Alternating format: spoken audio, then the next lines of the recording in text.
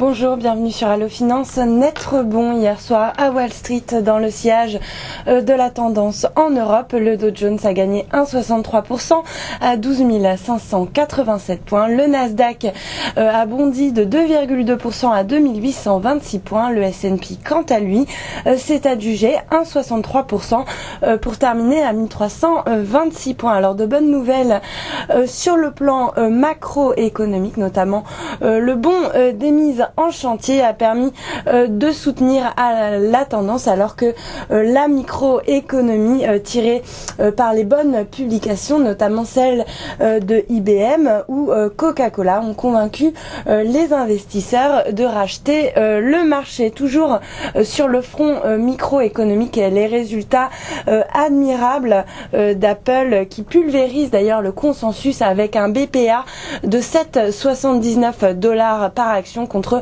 5,85 anticipé, devrait également soutenir la cote aujourd'hui à la fois en Europe et outre-Atlantique. Enfin, la hausse à Wall Street s'est accélérée en fin de séance après un discours de Barack Obama indiquant qu'un accord autour du relèvement du plafond de la dette s'approchait, ce qui a permis à la bourse de New York de signer sa plus belle progression de l'année. Le Dow Jones termine donc à 12 587 points. En Asie, le vert a également dominé la tendance. À Tokyo, le Nikkei s'adjuge 1,17% et repasse au-dessus du seuil psychologique des 10 000 points à 10 005 points exactement. Taïwan bondit de 2,13%, Séoul 1,46%, alors que Bombay grappille 0,15%.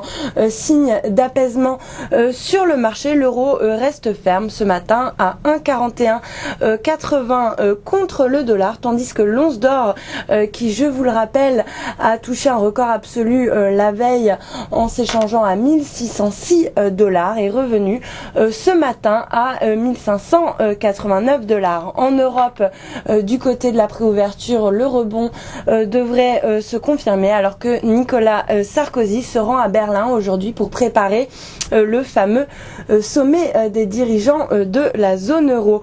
La place parisienne est donc attendue en hausse de 0,58% pour ouvrir à 3721 points. Voilà pour la préouverture. Bonne journée sur Allo Finance.